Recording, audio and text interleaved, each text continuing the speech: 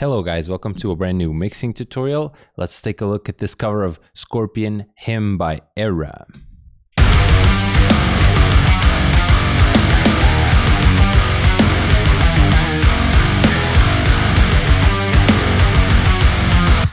Maybe the coolest song to come out this year so far. I really love this tune and I really had fun covering it. So let's get into the mix. This drum sound is my Invasion drum sound.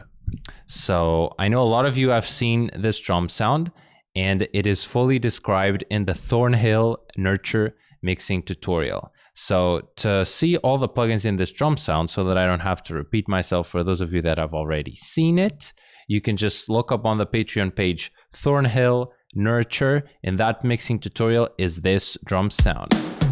It consists fully of the Gecko Drums Invasion with a very specific snare trick where you actually tune down the snare, interestingly enough.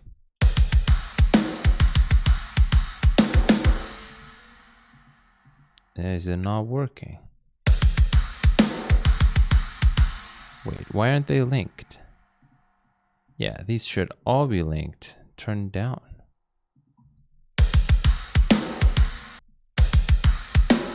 Yeah, there you go. So that's the original. And we're gonna pitch it down for some extra beef. It's a cool drum mix. You could go check it out in the Thornhill tutorial. Let's move on to bass. For bass, I am trying out a new friend. This is the Submission Audio Gin bass. I've had the Euro bass before and used it, which I very much like. And the Gin bass, I was hesitant to get because it's the same bass tone that kind of everyone has, but it's the latest offering from Submission, and it just sounds awesome. And I'm probably gonna have a surprise for everyone regarding working with Submission Audio, to get you guys maybe a discount link to get this. So if you want to get this, wait a little while because I might come out with a video about bass programming where I'm collaborating with Submission Audio. And yeah, this plugin is dope. To turn it into something I really like, I usually make it bassier and darker than it is. It comes out of the plugin like this.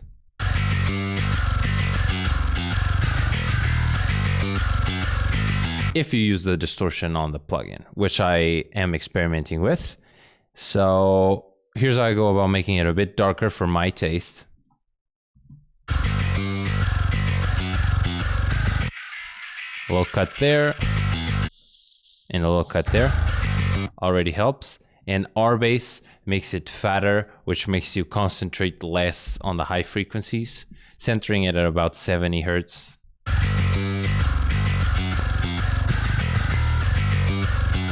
Lots of low end from that. And here's Transformer, the dude.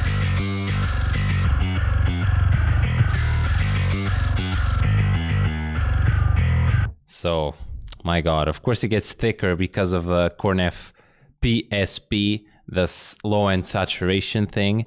And the insufferable mid-range filter is here to help me take care of that high nastiness. At around 3.8, it got me the cut that I wanted.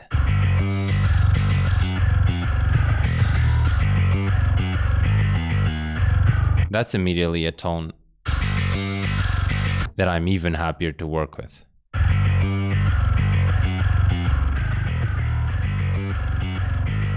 Now it's all about slamming it. The limiter of choice for me for bass has been MV2, because it's a kind of a soft limiter that doesn't crap out when the bass is too loud, and it helps bring up the low level information, not only cut down the high level information like other limiters only do. This one also brings up the low level stuff. So that's bass pinned. Notice there's not a lot of high end, because this song is all about, you know what it is, the guitar. Where's the thing? Here.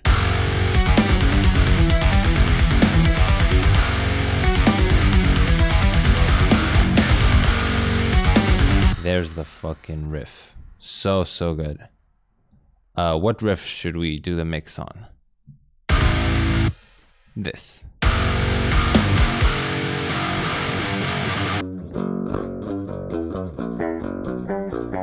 That's the DI out of my Stone Crusher.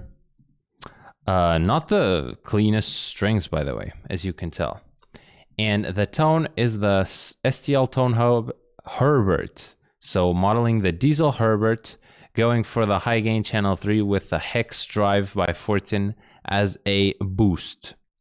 I know the original profile that was used on the album. It was also a Herbert profile, and it's on the Carson and Grant pack, the Atrium audio pack. But I prefer this Herbert, that STL model themselves. So it's still got loyalty to the original tone. Again, for some reason today, stuff is sounding bright to me. That's bassing guitar without plugins. And that's the bassing guitar with plugins. So today I've been cutting stuff. I don't know. Soothe going hard.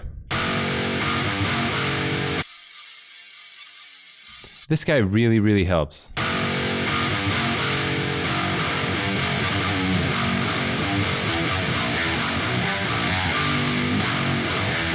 It really helps dynamically soften these highs, and I will also soften them manually. But before that, I'm going to use Saturn to saturate the mid-range. I am going to try to increase the amount of note information instead of useless sub and useless highs that are very annoying. So I am distorting the frequency range between 250 and 4500. Honestly, this is the part that is important. I can just play the whole mix with just this frequency band and it still makes sense.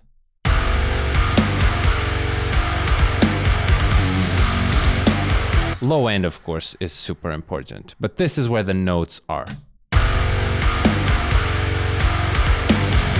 So I'm increasing the power of that area, and then I'm doing some more static cuts.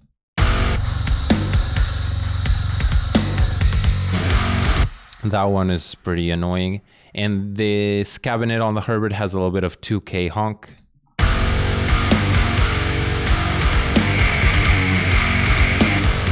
It's not a honk, it's more like a rash. It sucks. A little bit of 500 to match the original guitars a bit more, which are very mid focused.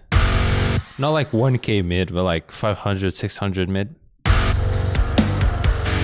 And a little palm mute dynamic control at 160 that barely gets activated. It's more like here. It's not a lot. Ain't much, but it's honest work. That is the guitars. It's honestly a fucking sick tone.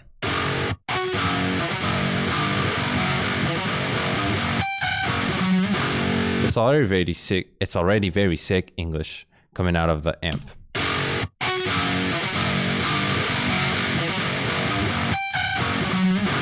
I just beef it up. Nice. There's this lo-fi part. It's the Archon, which you guys probably have seen a lot if you've been watching these mixing tutorials, because it's been one of my favorites, because it has, again, very much that note mid-range quality that I appreciate. And it's good to put that in a lo-fi tone, because in a lo-fi tone, you want the notes to be distinguishable, even if the sound is intentionally cropped out. So it's that and this EQ. Because the tone, of course, is very hi-fi. And this is a sort of lo-fi EQ with no low end beneath 300, no high end above 5K, pretty harsh cut here, and a few notches similar to the original.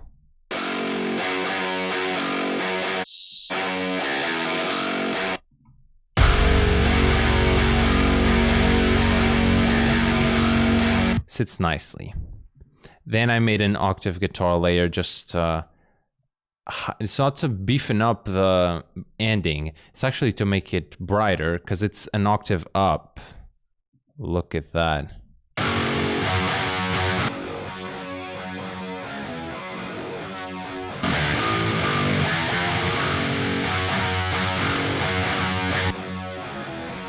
Makes it a bit brighter. And it's also kind of lo-fi at the end of the day. So I use Pitch Proof, which is a free pitching plugin. I make it plus 12, which is an octave, and I blend it 50-50.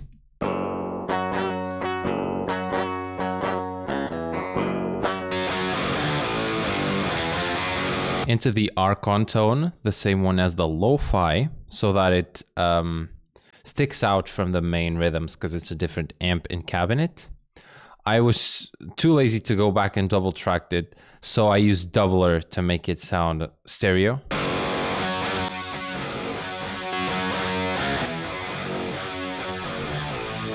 Easy enough, it's just a layer, right? And then, yeah, I cut off a lot of high end, so that's why it kind of sounds lo-fi. Because I didn't want it to poke out from the main tone a lot. Yeah.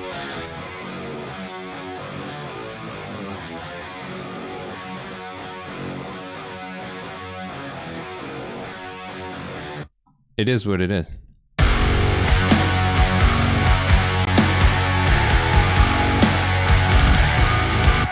Cool. I'll check out the synths after. Let's see this lead.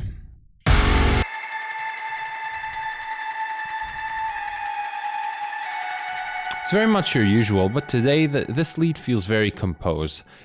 Partly because it's the same amp as the rhythm guitar. So you guys know in these leads, when I like to use the same amp as the rhythms, it's because I want the rhythms and the lead to blend in rather than have the lead stick out.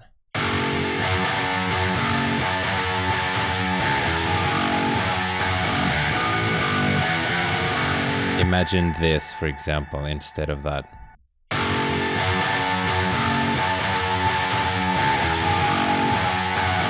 That kind of sticks out. And this here.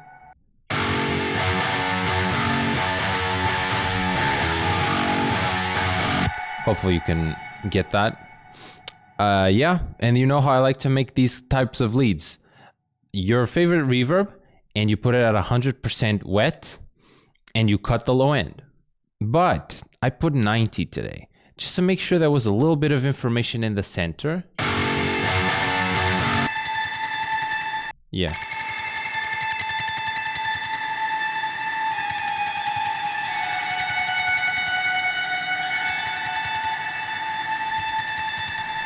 That little picking in the mix, it's usually lost. But there's a part where this is kind of soloed, and I wanted to hear a little bit of guitar. Just that little bit, I want people to be able to hear the picking. And then you have to filter these a lot. You don't have to. I do. You don't have to do anything. You just do what you want so that it sounds the way you want. And in this case, I wanted to get rid of the rumble. This is kind of useless information. And this high stuff can be cool. Today I decided to make it a lot softer and take it all off.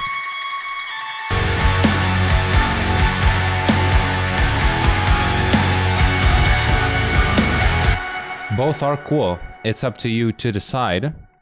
But then this cut created a little bit of a resonance here at the 3K area, of course. And here's our friend, copied and pasted from the guitars, Soothe. Soothe on these leads usually does a different kind of job where it evens out the notes. Because you can see it's not looking at chords that are very busy and fizzy. It's looking at single notes, and you can hear harmonics being put down.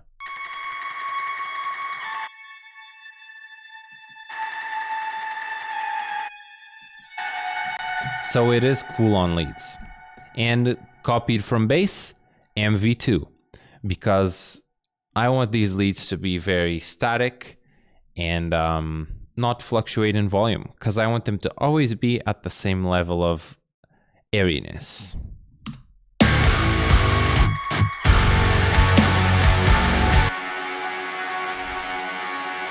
Here's a variation on that. Instead of doing my usual choir, which I sometimes do to fill this role of fulfilling the ambience, I actually did a guitar chord with reverb, which is cool. So it's the same tone as the rhythm guitars again, and little plate, just like the, honestly, just like the guitar lead. Maybe I could have copied the settings, but I can see that I went for a little bit less reverb time to make it a little bit less busy, which makes sense. Then, yeah, it's the same kind of filtering, but a little bit more harsh on the high lead, a little bit more easygoing on this one. Leaving some low end in because it's a chord after all, right?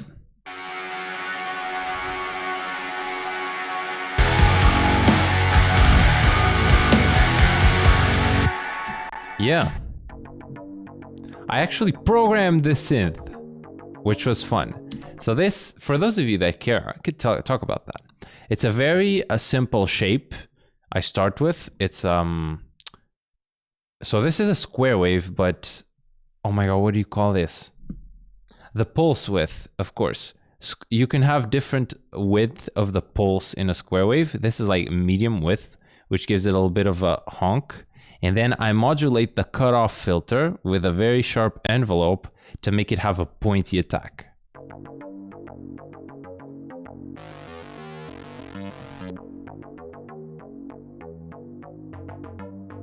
I made this synth.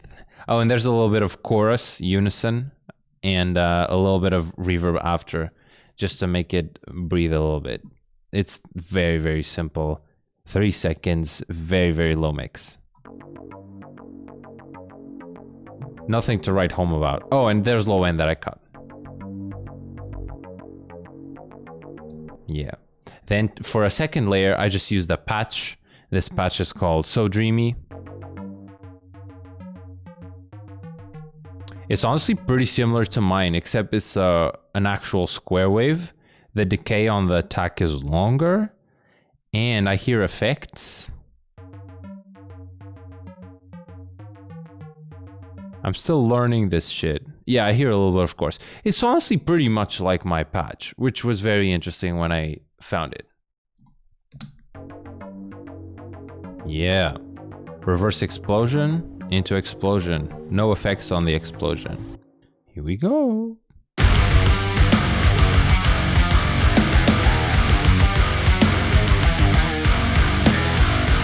It's a very simple but very heavy mix, and we blow it up in the master. So on my master bus, I like to start with Gullfoss. This is like Soothe, but in reverse. I've found a better way to explain what Gullfoss does. So if Soothe cuts the harsh frequencies dynamically, Gullfoss boosts the non-harsh frequencies dynamically. It boosts the good stuff as it's happening. Or should I say, as it's not happening. Like when it hears good bass, it's flat, and when the mix is lacking, it gives it a little bit more. Same as the high end. So if you look at it, you can see it balanced like the bass when the kick is hitting and not, and giving it some high end brightness in bounce with the cymbals. Let's look at that.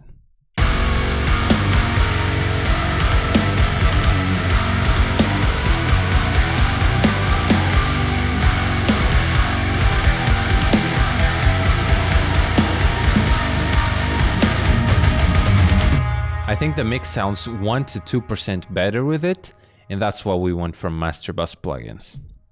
Master Bus compression. So this guy is here to basically duck the drums. I always mix with drums loud so that when they hit the compressor, they can become quiet. But since it's on the Master Bus, everything becomes quiet with the drums, and that gives it the effect of movement, volume movement. Light ratio, I don't want it to be too heavy. Fast attack to make sure it clamps down on the snare. And auto release, because honestly, I think this one sounds better. Release to me is weird. This one sounds very pumpy and sounds like it's moving volume a lot. And auto seems like it doesn't do that.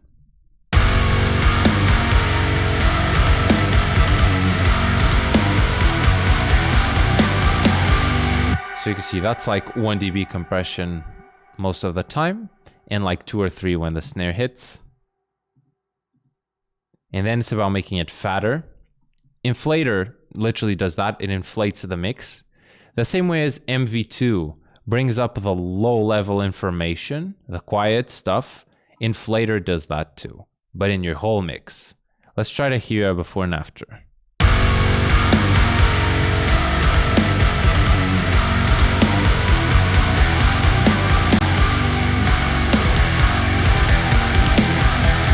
You can kind of hear guitars and bass become thicker, which I like. And I'm going to do that with tape too.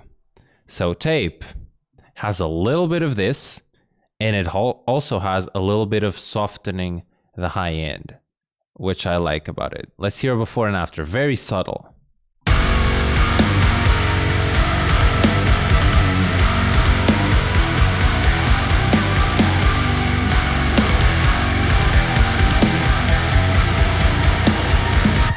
Drum transients a little bit more controlled, which means the mix is technically a little bit thicker. It's just not thicker, louder. It's like thicker, more condensed, quieter, which is good. And then for loudness, I am using Flatline by Submission Audio to clip the drums, just to get it to the level where the drums are getting cut off a little bit.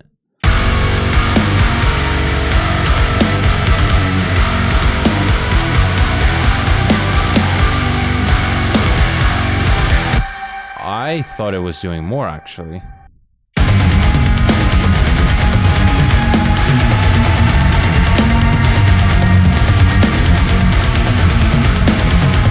This tom part is probably the reason I'm not doing a lot with it, because it kind of makes my toms clip the whole fucking thing.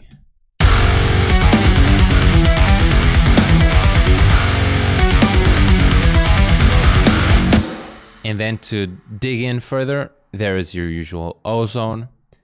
Make it fast, make it not hit a lot. And that is it.